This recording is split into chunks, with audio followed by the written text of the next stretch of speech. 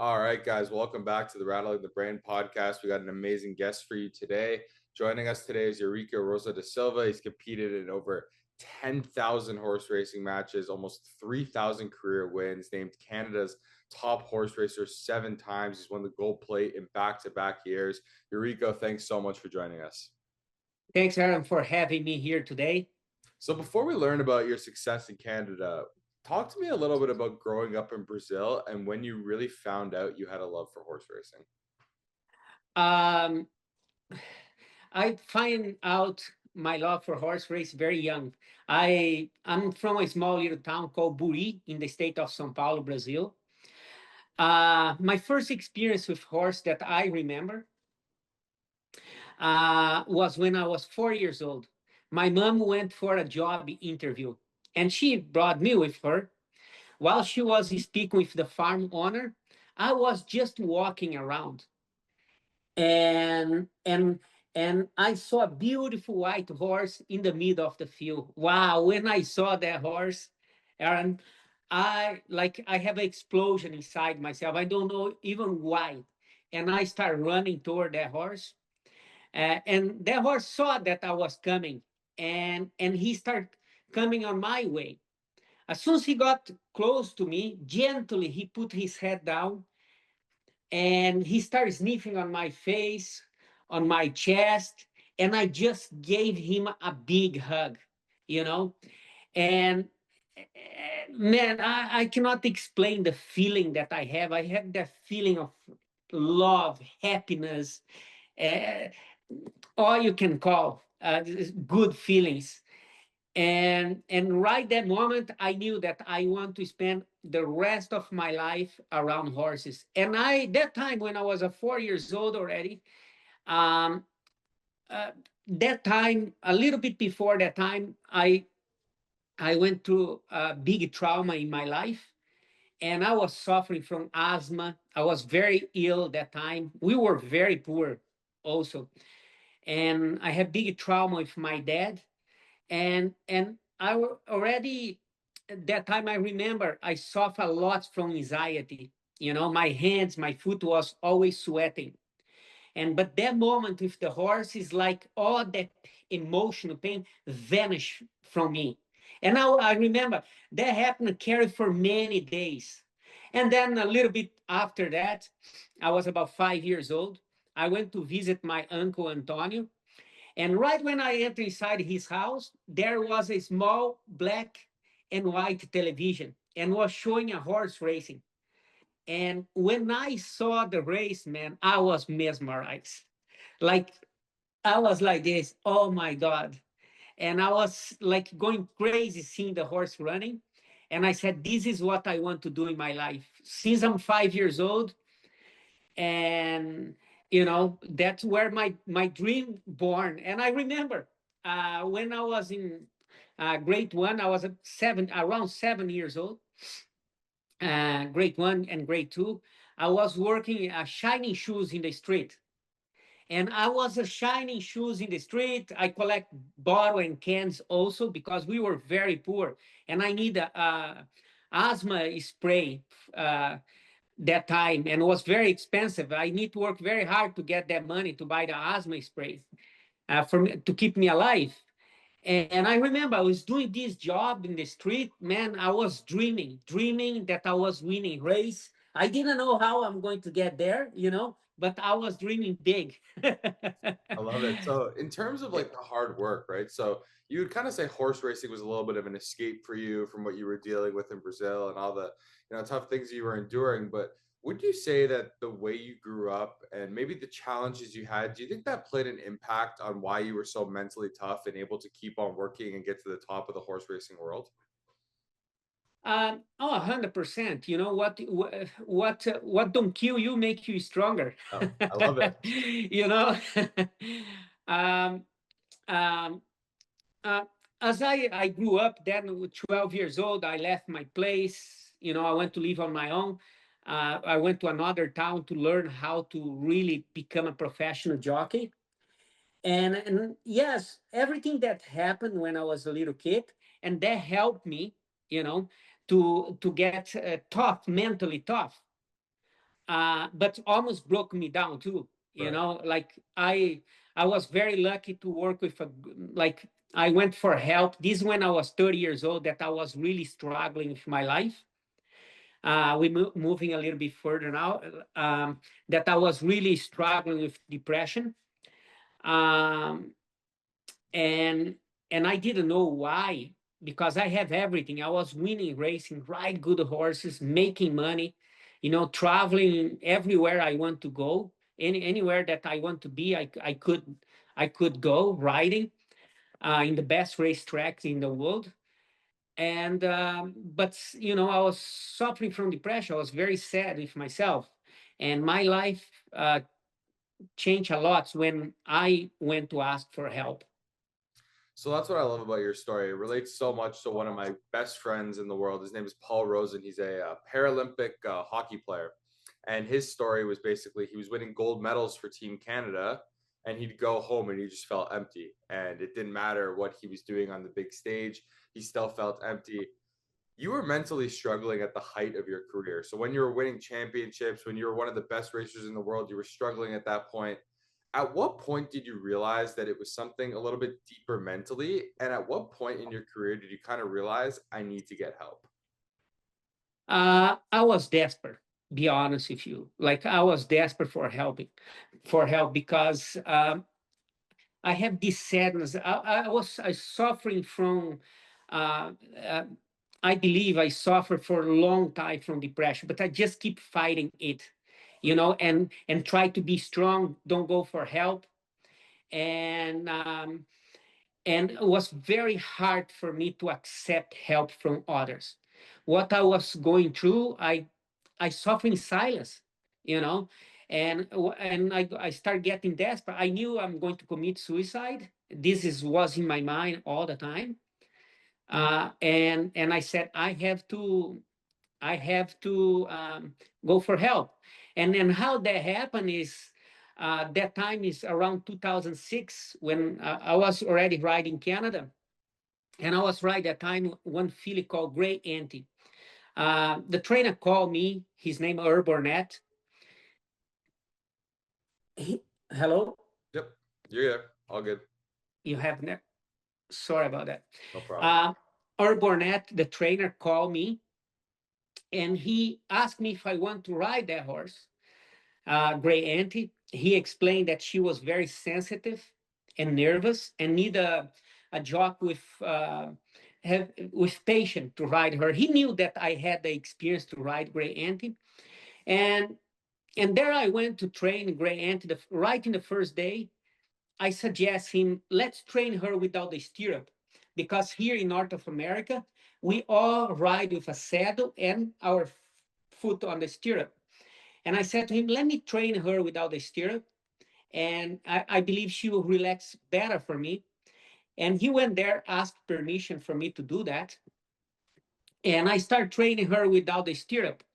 And I was training her, she started relaxing. We were the first horse to get inside the track. As soon as the track opened, there we go, and she started relax, and we started winning races. But like I said, I was not doing good mentally. Right. And then was one day that I had a bad sleep, man. I pretty much didn't sleep all night. And but I went to work like always, and I went. She was my first horse. I got on top of her, and as soon as we enter inside the track, she started jogging, and then she started canting, and she spoke from something. And because I was not doing good emotionally, I just exploded, and I yelled on her very hard. Right away, I saw that she felt the yell, and she started getting very nervous. We continued the training. We finished the train. Now I'm coming back, taking her back to the barn, and I start notice that something was not right with her. She started putting her head down, her shoulder dropped, and we are close to the barn already. I jump off. When I jump off from Great Auntie, uh, she barely could walk. She was tying up so badly, and and and I started getting panic. And I started getting panic. And the trainer came, took her from me, and as soon as he took from me, he saw that I was really worried about Great Aunt. He said, Eurico, relax, relax. Don't worry. This happened to her before, but you riding her is the first time. And and uh, and and I seen Great Aunt in that state, that moment. I start to apologize. I was feeling horrible, like feeling terrible inside myself. And I said, I'm sorry. I am sorry about this. And I was looking at her eye, Aaron. I felt like she was talking back to me, Right. like she was saying to me, you are hurt inside, Eurico. You need support. And as soon as got that message from her, I that same day I went to ask for help. I looking for a psychologist. And I can say to you, I'm 50 years old today. This was one of the best decisions I made in my life. Because man, if I didn't went for help, I I believe I will not be here today. Did you find it tough to speak out and ask for help due to the fact that you were maybe more high profile and a lot of people knew you? Did that part scare you, or were you just scared That personally? really didn't scare me, terrify me. Terrified. I remember when I was driving, first time drive to a psychologist here in Canada, and I was looking the window like somebody. I feel like somebody was watching me, and I was scared. What about somebody discover that I'm going to a psychologist? People is going to think I'm crazy. Man, it's all these thoughts and fears and these horrible fears inside myself. I got there very nervous, and took me a long time for me to really open up to the psychologist. It was not something like I went there and I say, this is what happening to my life. And I was very careful, like slowly, slowly, I started gaining confidence and I start sharing my stuff.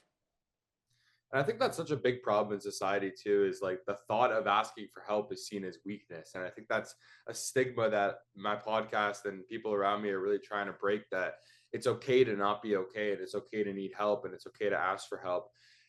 Did you did you kind of find that you regretted not getting help earlier once you started talking to your psychologist? Do you think that if you asked for help earlier, you would have had a little bit more of a successful career at times? Oh, many times I first is out of my knowledge. I honestly, I confess to you, I don't have much education. Okay.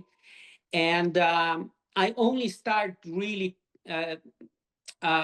knowing more about psychologists um, when I was in Macau. When I was in Macau, riding Macau. Macau is a small little island south of Asia. And I started reading books. And then I start getting more knowledge because no one of my friends talk about. Right. All the people around me, they all macho men. And, nobody talk that they have a problem. And I didn't have the knowledge. I wish when I was young that I really struggle with addictions, uh, that I could go for help earlier. If I go help for early in my life, my goodness, I will have double winners that I have in my career. So, what's one thing that you learned about mental health right now, kind of learning about it, teaching about it? What's one thing that you learn now that you wish you knew back earlier in your career? That you don't need to suffer on your own. It's uh, you suffering on your own is like you weeping yourself. You know, Yeah, that absolutely. you, yeah. Once you open up what is inside you, that the thing that you feel shame of, is a relief. It's like take a ton of weight from your back. Right. So I want to get a little bit into your career, and obviously you've accomplished so much in horse racing, and obviously one of the best to do it. But one thing I wanted to ask you is about pressure. How did you handle the pressure? You've probably done it over 10,000 times in your career, but kind of starting out, did it ever get easier handling the pressure of horse racing? will never get easier, because the more you handle the pressure, the better you can handle the pressure. Of course, you start winning more, you know. Yeah, And the more you step the ladder, you go up in your career, the lonely you get, right. you know. And more pressure, more people want to beat you. And you know, and people expect, like a trainer when give me the ride, um, they expect to win. And now how I deal with this pressure, how I deal myself with my own expectation and their expectation, you know, is all you have to do is learn how to block it, focus. What number one is, uh, never compete for you to win, compete for you to do your best. I am there to do my very best. And when you leave the game, you win or lose, you have to know that you gave all. You have to be honest with yourself. It's not only go there that moment, but you have to give all in your preparation. You have to prepare for the game. The game is the easier day. It's the preparation that make you a winner. When you prepare for it mentally and physically. And another thing that is very important, another mindset that is very important, focus what you can control. Anything that come to your mind that start uh, making you have thoughts, you have to be honest with yourself. What control I have over it? If you don't have control, you have to let go. You have to focus what you have control of. I love that. And that's something that most athletes struggle with too, right? Is trying to do too much or not doing enough in certain aspects. And that's such a thing that can really get in your head and make it tough for you to succeed. Yes, what makes you a winner is you live the day to day, one step at a time. Focus what you can do today. Go there, train, practice the best you can. Because if you give your very best on your practice, you're very focused on your practice, you're going to be successful. But you have to give all. Like, it's not like you go there and start talking, trying to be nice to everybody. Nice guy doesn't win. You know, you have to be nice to yourself, honest to yourself, and take your job. It's your job. As you go there, train, practice, give the best chance for yourself. Absolutely. And one thing I wanted to ask you as well, this might be a tough question for you to give me one answer on, but you've been in so many races in your career.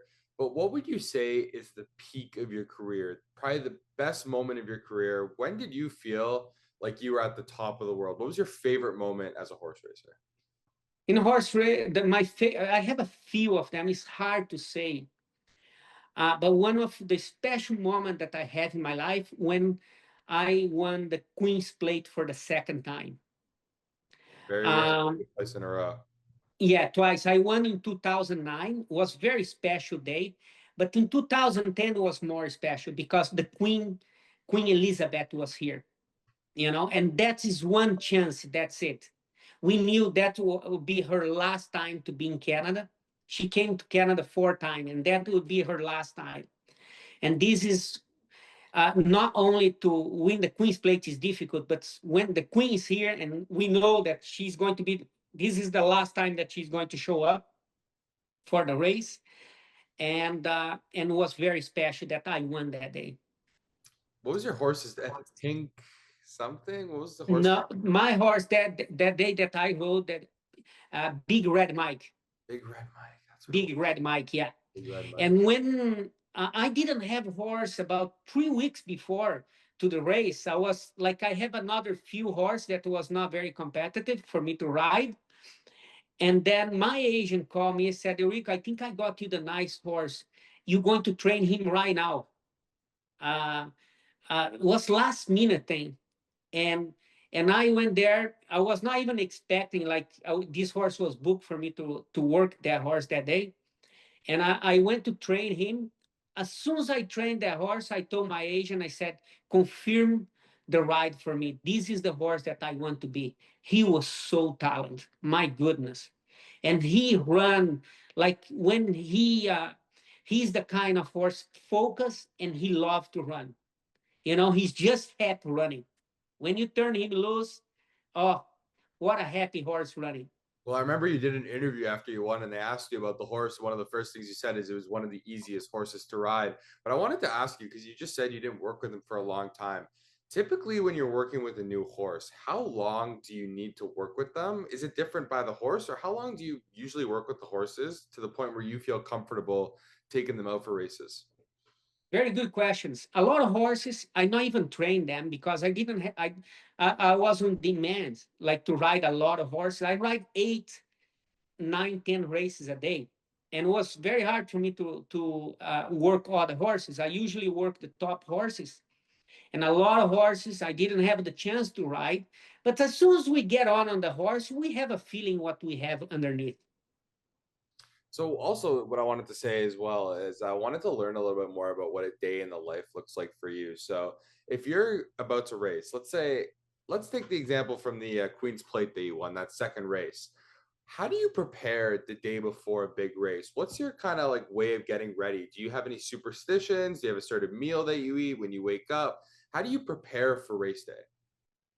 You make a point there, and uh, that is something that I want to share with you. Yeah. Superstition, okay? I believe in preparation. I was very superstition before, but lucky me that I work with top psychologists, okay? And they taught me very well, and that I learned very well is to do a ritual. Every single race day, I do a ritual. You know, my preparation is the same. I listen the same music. I wake up in the morning. I used to do my meditation. Then I go training. Uh, at 5 o'clock in the morning, I wake up. I do my meditation, and then I got to the track. I train a few horses until 10 o'clock in the morning. Come back to the jocks room. Okay, have my breakfast. Have my breakfast, and then I have a rest.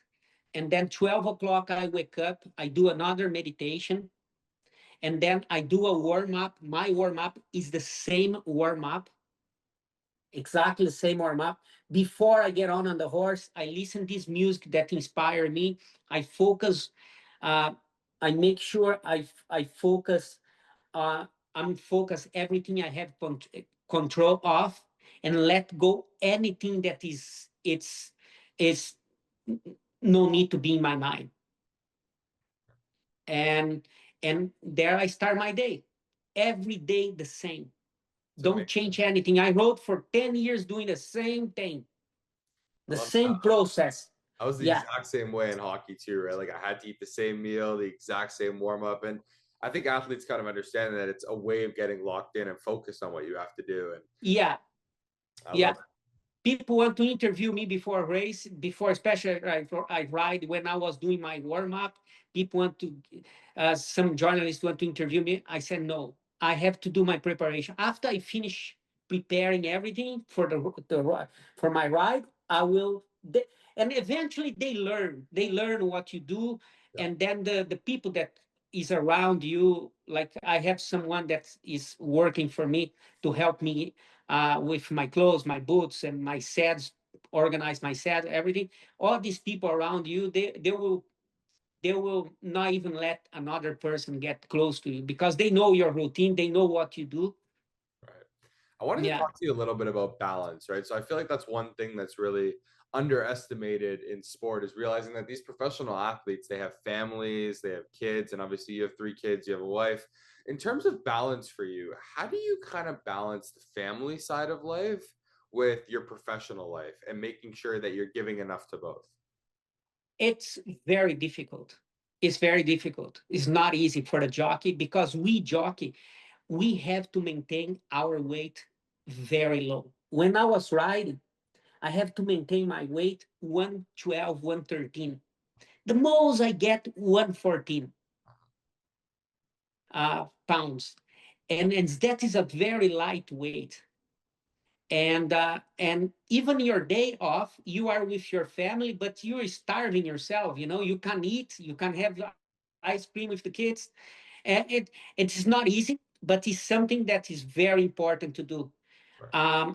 I'm trying very hard with the racing organization to increase the weight, give a little bit more chance for the jockeys where they ride with the minimum weight of 120. And this way they can be like 116 pounds. That's still light, but it's better than be 112, 113.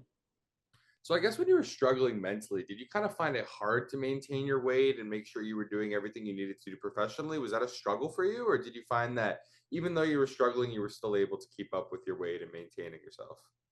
I was able to keep up my weight, and of course, once I went for help with a psychologist, the first thing he told me, he said, go to a nutritionist, learn how to eat properly. And it's very important what you eat and what you think. If you eat fast food all the time, you're not going to be thinking well. Like, sorry, but this is the true story. You eat good, you think good, I wanted to and ask you it's very important. I wanted to ask you about after your career. So you said that when you ended your career, it was more of a relief. It wasn't sad. You weren't at like obviously there was a couple emotions of sad, but you were a little bit relieved that your career was over, that you didn't have that pressure anymore. Did you find that it was tough to find activities to do after your career because the highs for you were so high? You were champion, you were with the queen, you were winning. Did you find it kind of hard to find things to do after your career at the beginning? When I decided to end my career, I was ready. Yeah. I knew that I will not go back. I was ready because I have something that I'm passionate about, is coaching another athletes. But of course, was very difficult because, Aaron, it's something that I was very successful in my career. I ride the best horses, and my career as a mind coach didn't start on the top. you know it's a very competitive business because also another coach is there, but I can offer something different because I have the experience. I didn't learn everything in the book. I learned doing it. My job is like I practice it. Learn many tools. Some of them works, some tools doesn't work, and I have the experience, and I offer something very unique for athletes. But in the beginning, it was not easy to get clients. It's different than today. It was very hard. Was very hard. But you have to have the same determination. It was not easy for me when I start riding. I remember um, I almost quit a few times. I wanted to ask you too, what do you want to be remembered as? Obviously, you were very successful in your career, but when you decide that you're not going to be working around horses as much, or maybe when your career is over, how do you want people in the horse racing industry, or maybe the mental health industry, to remember you as? Um, it's a difficult question to Very ask. difficult question. It's tough, right? Because there's so many aspects to your life and stuff. But what's one core thing that you want people to remember from you? Maybe it's about how you cared about mental health or how you treated horses. Maybe what's one thing there that you kind of defines you? uh, I want people remember me not as really as not as a jockey, but remember me as a advocate for horses and mental health. Like mental health for me is very important. Absolutely. I was I overcome addiction that I never knew that I could overcome it. And I'm free, and I have my family. I have a happy life. I have my business today. I work as a mental coach for athletes. Also, I have my equine uh, experiential connection, where I connect horses and people, as is one of the most powerful therapy that you can have. And I'm very passionate about. We have 15 horses now in our program to help not only athletes but anyone that is struggling with addictions or any mental uh, challenge. And the results being phenomenal. Absolutely. And obviously, you wrote a book about your life too, and you've had so much experience in the industry of sports and horse racing and mental health. One more question to ask you. In terms of mental health and people who are struggling to ask for help, what's one piece of advice you would give to someone who is interested in being a high level athlete in sport, but doesn't really understand? Because I felt like this was a little bit of an issue for me when I was playing a high level, is I didn't really understand how important it was to take care of your mental health. What's one piece of advice you would give to an athlete who doesn't really know about the importance of mental health and kind of puts it off to the side? Remember that uh, this is for any athlete. It's a lonely, it's a lonely business, you know, and you don't need to be alone.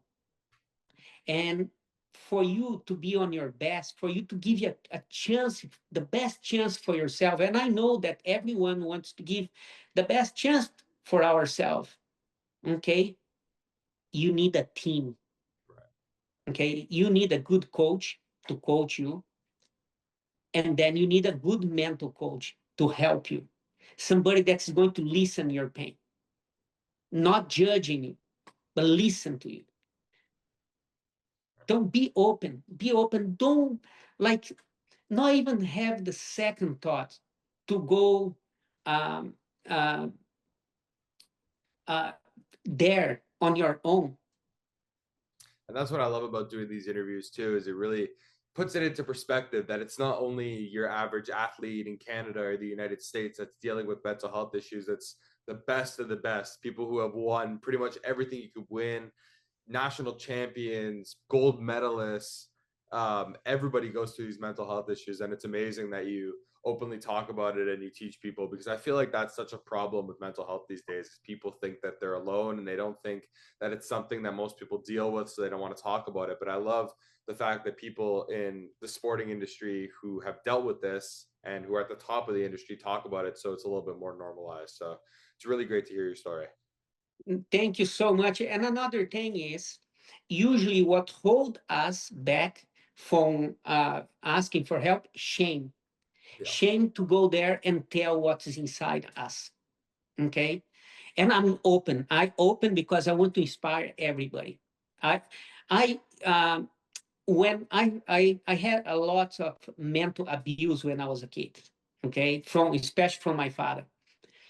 Um, and and I was terrified about my sexuality. Okay, um, and because I was confused, I was very confused in my mind. And then I went for help, um, and and I opened up about it. That shame disappear, vanish, and I live a peaceful uh, life with myself. Love You it. know, all you have to do is share it. I know it's for especially for men when talk about sexuality, is one of the most sensitive topic for us. Okay, but as soon as I share, I was lucky to have great psychologist helping me out, explain for me where is the roots of this, and of course came from the abuse that I had, and everything is fine. Everything is fine. I love it. And that's important too, right? When you have these issues, talk about it with people. Yeah, People are there to listen. There's always people to help. And, I think the community is so strong, and it's such an important aspect towards figuring out mental health, because there's not one answer for everybody. Everybody's different. Everybody has a different way of coping. And I think learning how to talk about it and really learning about your brain and what goes on mentally is so important. So I love that you talk about it openly. yeah, it's different. You know, some people they're because they're because of their height, because of their weight, because sometimes they think their hands is small, or they or something wrong in their body, that they're not strong enough, like they're not strong and powerful to play the game. It's always something in our mind that we feel shameful Right. and that we can work on. Absolutely. That's it. It's the whole point of this podcast. Why I started it is to talk about mental health and educate people. So I really appreciate you coming on here and telling your story. Thank you so much for having me, and good luck to everybody. Good luck to everyone. That's another thing I love too. But every interview ends off with a good luck to everybody. I'm so glad I got one. All right, Take care. guys. We're going to wrap up this episode of Rattling the Brain. Thank you guys so much for watching, and we'll see you in the next episode.